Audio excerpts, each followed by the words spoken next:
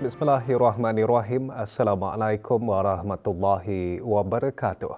Jemaah Menteri Bertanggungjawab bagi Perdagangan Kerjasama Ekonomi Asia Pasifik APEC mengesahkan komitmen untuk mengukuhkan ketahanan rantai bekalan sebagai tindak balas kepada ketidaktentuan dan gangguan ekonomi global semasa serta sokongan bagi kerjasama untuk usaha pembaharuan Pertubuhan Perdagangan Sedunia WTO.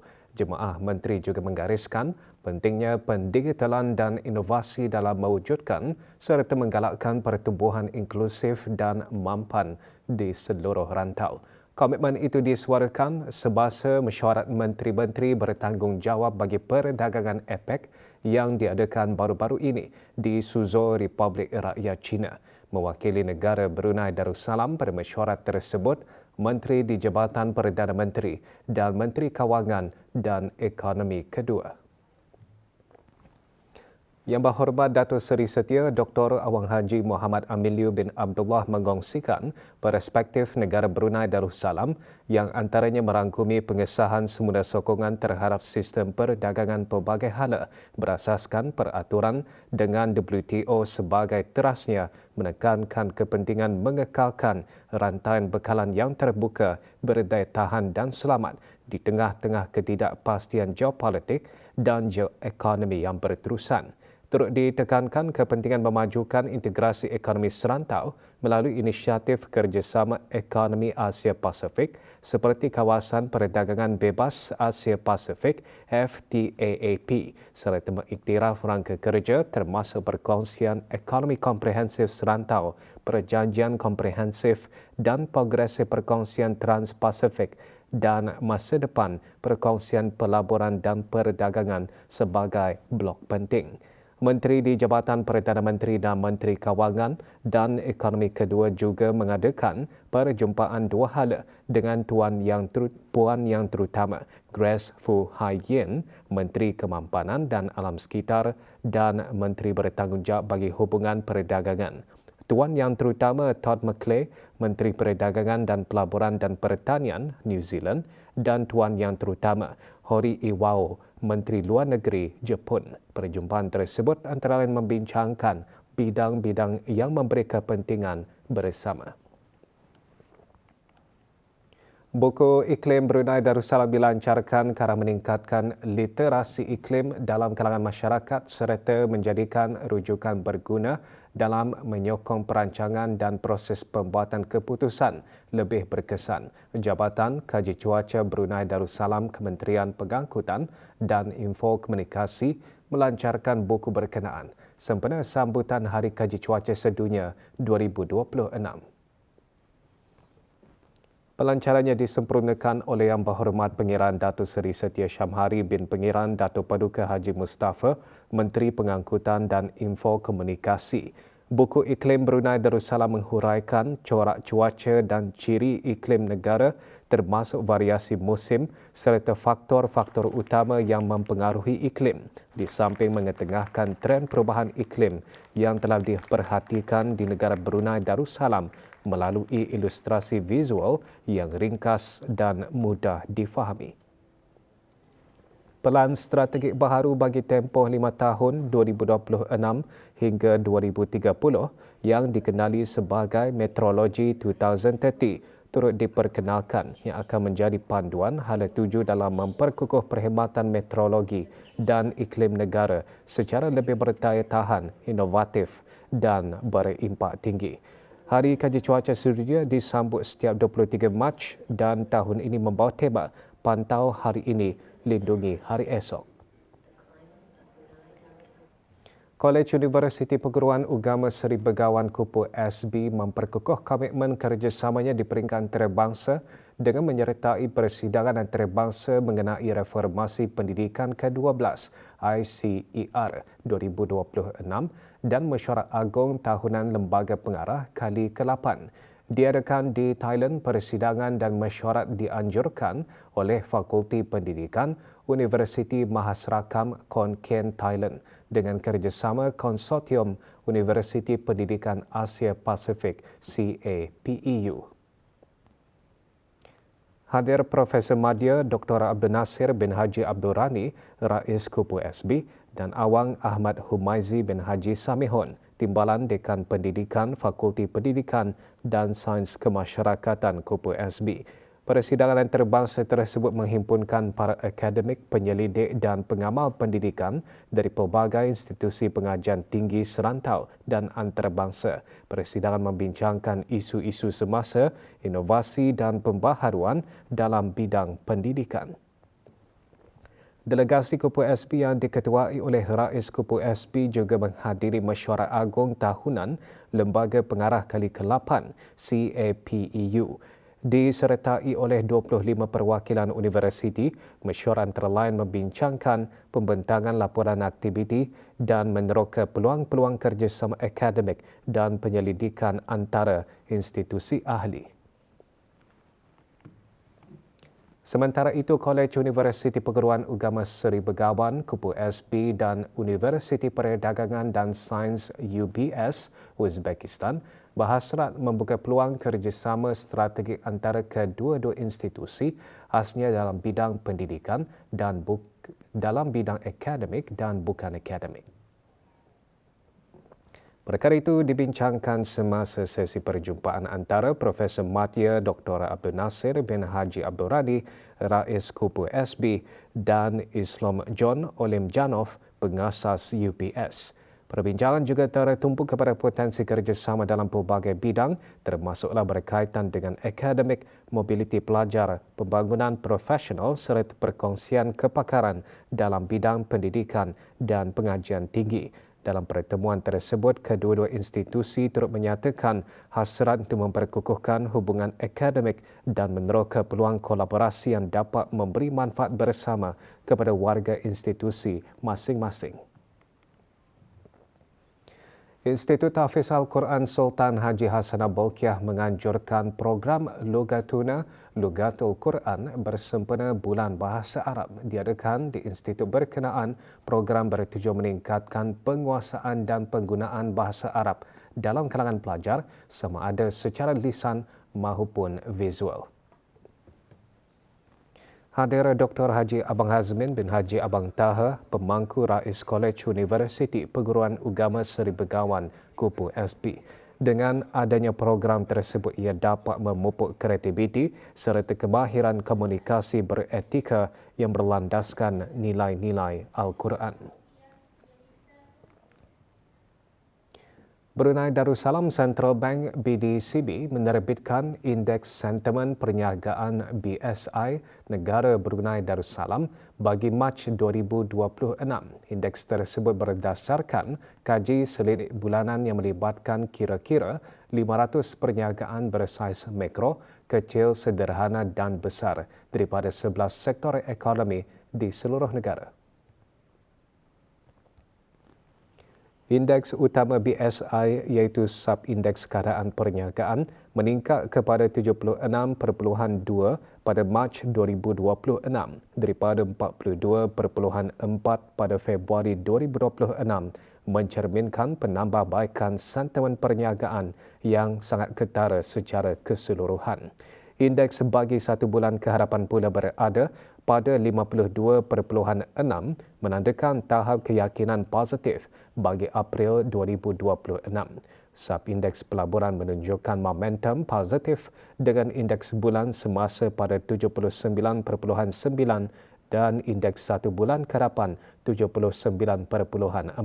Sementara indeks sentimen 3 bulan kehadapan menurun 67.8, menunjukkan pertumbuhan pelaburan sederhana disokong oleh permulaan projek baharu, pelan pengembangan perniagaan, kerja pengubahsuaian dan penambahbaikan kemudahan. Subindeks pekerjaan berada pada tahap 43.6 bagi bulan semasa dan 47.5 bagi bulan akan datang, mencerminkan sentimen pesimistik. Subindeks kos perniagaan berada pada tahap 79.5 bagi bulan Mac 2026, menunjukkan kos masih tinggi berbanding bulan sebelumnya. Sementara subindeks kos satu bulan kehadapan mencatatkan penurunan sederhana kepada 50.4, menunjukkan tekanan kos dijangka berkurangan sedikit.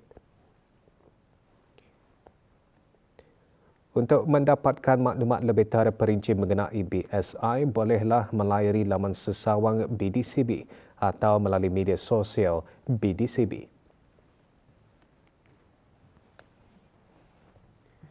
Sebahagian bakal haji negara kini telah berada di Bumi Arafah bagi melaksanakan ibadah wukuf. Ibadah berkenaan merupakan salah satu kemuncak ibadah haji yang dinanti-nantikan oleh lebih sejuta umat Islam dari seluruh dunia. Bakal haji negara tiba secara berperingkat di Bumi Arafah dengan bakal haji yang mengikuti syarikat Dara Al Ihsan tiba lebih awal iaitu petang kemarin waktu Arab Saudi.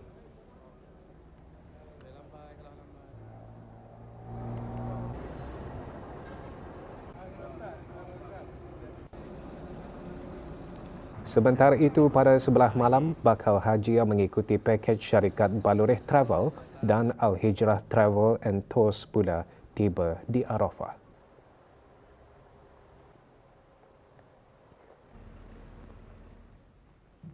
Sebagai persediaan mengalu-alukan bakal haji negara untuk melaksanakan ibadah wukuf, rombongan awal Pejabat Urusan Jemaah Haji PUJH Pentadbiran dan Perubatan tiba lebih awal di Bumi Arafah. Sebahagian bakal haji negara mula berada di Arafah bermula kemarin.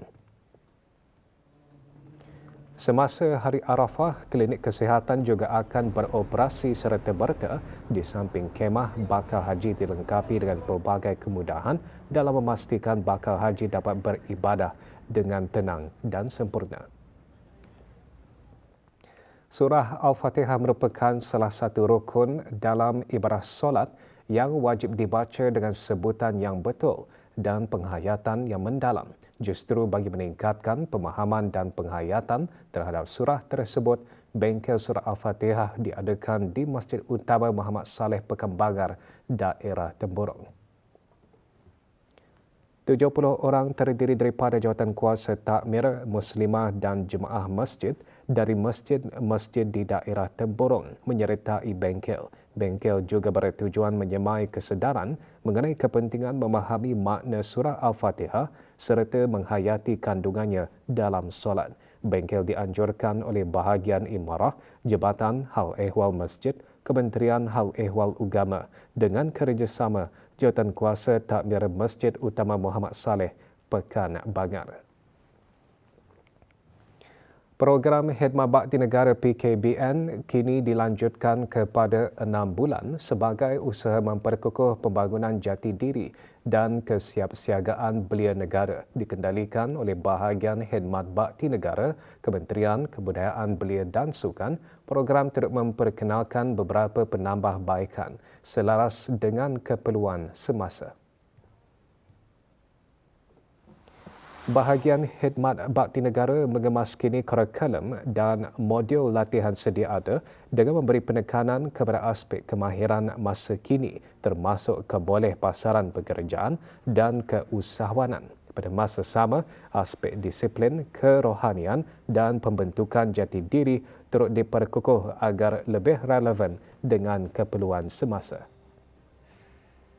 Komponen siap siaga masa depan yang sebelum ini dikenali sebagai komponen keusahawanan yang dikemas kini sebagai platform untuk mengenalkan para pelatih kepada bidang keusahawanan dan dalam masa yang sama mengenalkan mereka sebagai persediaan untuk memasuki bidang pekerjaan.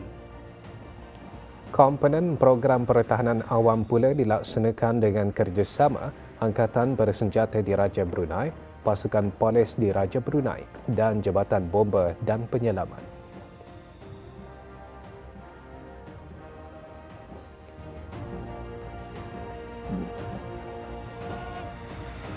Pengalaman saya dalam mengikuti program Khidmat Bakti Negara ini sebelum ini begitu mencabar.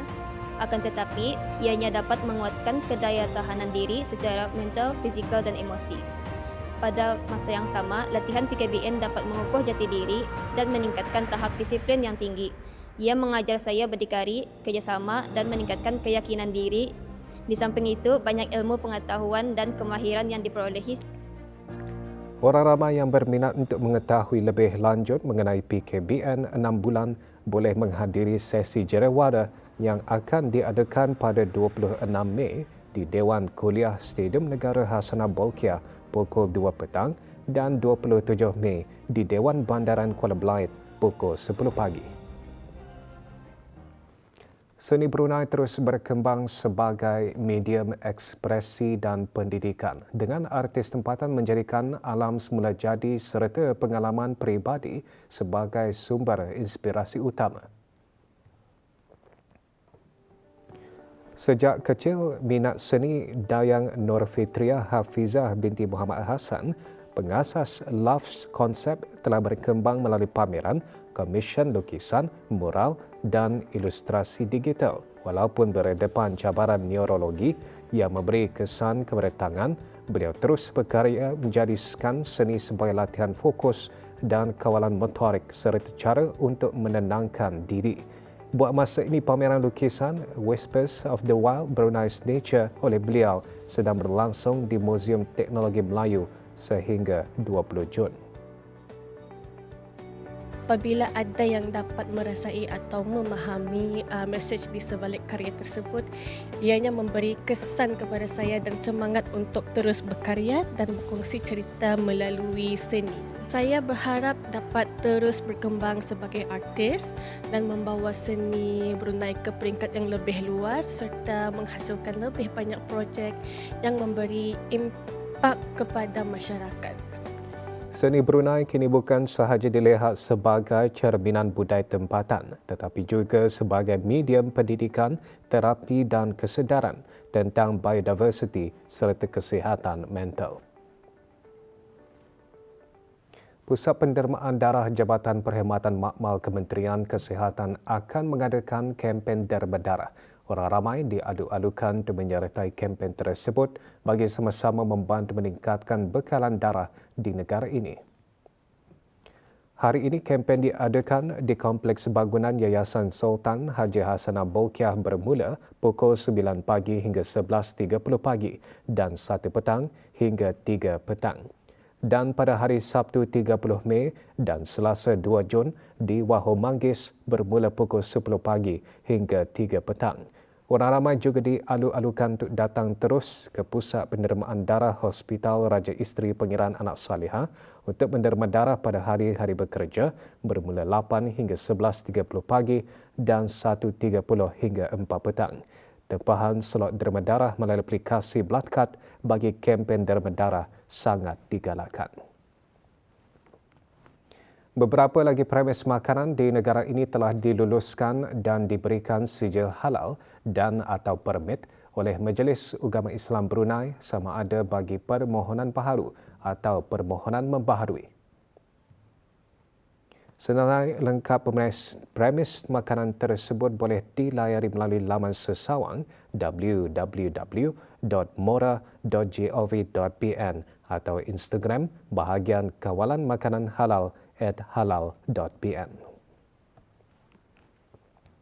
Kerja-kerja penyucian tangki air Keluyuh B sedang dijalankan ketiga ini. Kawasan terjejas Kampung Keluyuh dan kawasan sekitarnya berkemungkinan mengalami tekanan air rendah terutama kawasan-kawasan tanah tinggi. Bagi permohonan bekalan air tangki hubungi talian Darussalam 123. Sukan Kementerian Pendidikan mengadakan majlis penyampaian hadiah kejohanan Piala Bola Sepak Sekolah-Sekolah Brunei Darussalam bagi sekolah-sekolah menengah, maktab dan pusat tingkatan 6 kerajaan dan swasta di bawah Kementerian Pendidikan dan Kementerian Hal Ehwal Ugama. Majlis berlangsung di Padang Kompleks Sukan Berakas. Terdahulu diadakan perlawanan penentuan juara dan naib juara. Sekolah Arab Sultan Haji Hasanah Bolkiah muncul juara selepas menewaskan Sekolah Menengah Saidina Ali melalui sepakan penalti 4-2 selepas kedua-dua pasukan seri 1-1. Penyampaian hadiah disempurnakan oleh Awang Aliuddin bin Haji Abdul Rahman, Timbalan Setiausaha Pendidikan Teras Kementerian Pendidikan. Kejohanan dianjurkan oleh bahagian jasmani dan rekreasi Jabatan Pendidikan Co-Kurikulum dengan Persatuan Pengadil Bola Sepak Brunei Darussalam.